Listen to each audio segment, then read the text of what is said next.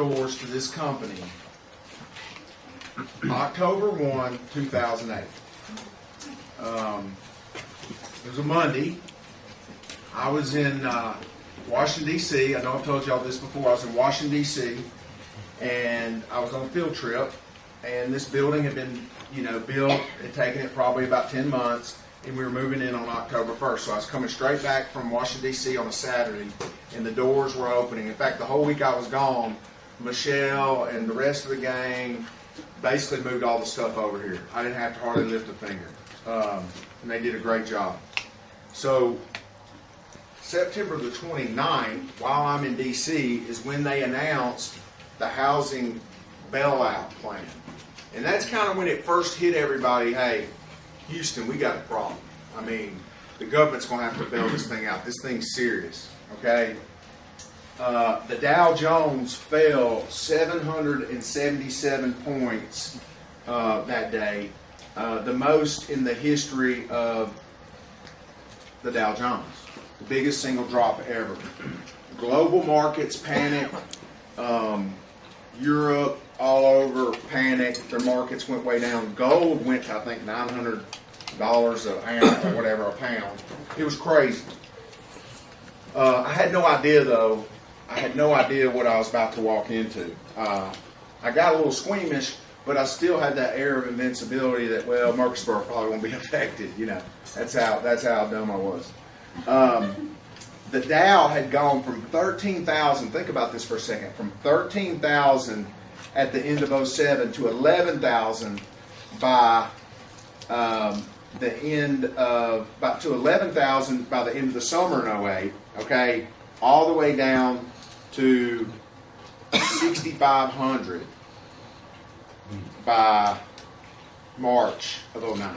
It was scary. So not only did we have a housing crisis, but everybody was taking their money out of the market. Our people's IRAs were going down in half. I mean, nobody felt safe. Not even middle-class America that had worked at Bell South for 30 years and had this portfolio in their retirement fund. It had been cut in half.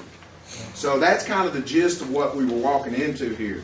So here I was with a new business. It was a dream come true. My name and bright lights, something I've been thinking about for several years. And I'm opening this business on the brink of the greatest housing recession in the history of this country. Now, at that time, I didn't know it was as bad as it was, but that's what it turned out to be. It was absolutely horrifying, and basically, it was 4 to 5 years of just tough sledding. What choice did we have? I had basically two choices once we got into this thing. One was we rally and we fight and we figure it out. And two was to be the victim and give up, and I'll declare bankruptcy and we'll wipe the slate clean, and I'll take whoever's left and we'll go over to back to Snowwall or wherever, and we'll just kind of start over. Okay? That was the two choices. And trust me, the second one would have been a hell of a lot easier, to be honest with you. Because that would have wiped out all my debts, wiped out everything, and we could start over with a clean slate. Obviously, I looked around at our people in this office, and I decided, you know what, we're going to fight it out. We may not make it, but we're going to go down. If we go down, we're going to go down with, guns a-blazing. So, for about 4 years, we huddled up every day, and it was a fist fight every day. It was a fist fight. We didn't, the one thing I'm so proud of is we did not have to let anyone go. We didn't have to let any of our staff go. They did graciously accept a 10% pay cut just to try to help with expenses. And that's a hard thing for people to do. And they did it, and I know it sucked. And they did it, and they did it with a good attitude, and they kept pushing. I mean, jobs are falling all over this country. They are. And people we were meeting with every day on listing appointments, literally, it was, I've lost my job, and we can't afford this house. I mean, I can't even tell you the amount of those appointments I walked through.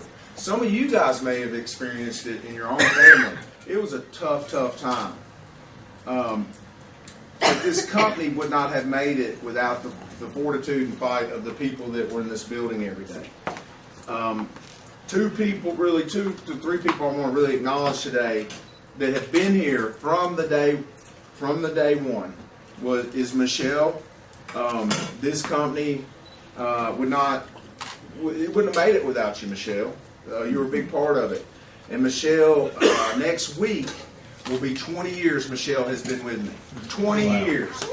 Yay! She was my first hire to start what we now, the team. She was the first one. And she was the right one. And she has been such an integral part of what any success that I've had and any success this company's had. If I hadn't made that right hire, which I didn't even know what that is, a gift from God, then God, who knows what would happen. Number two, Tommy. Tommy has been here since day one. Tommy, this company would not have made it without you. I truly believe that. Tommy not only went through this recession, but Tommy made his greatest gains during a recession. In the middle of the recession, that's when Tommy decided, hey, I want to do something different. I want to be different, and really got successful. His business, actually, his numbers grew during the recession, which is kind of unbelievable.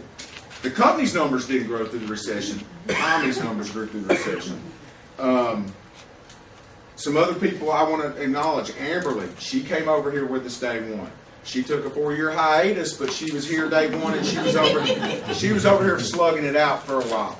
And thank God she came back. She was a big part of.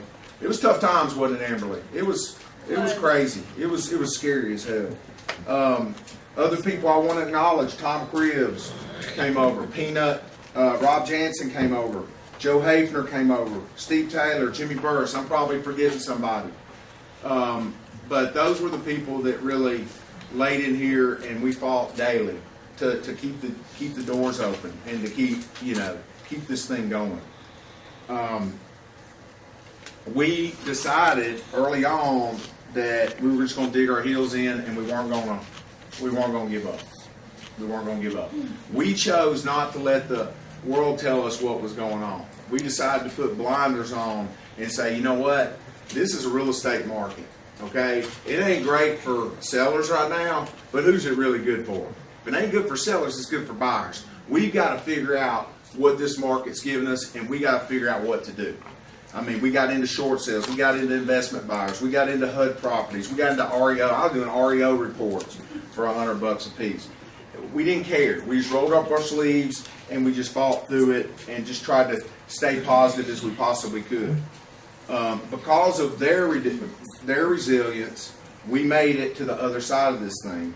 And although some of the players have changed, now you guys have the opportunity to be a part of something that I think is a very special company. We're the #1 sales team in Rutherford County.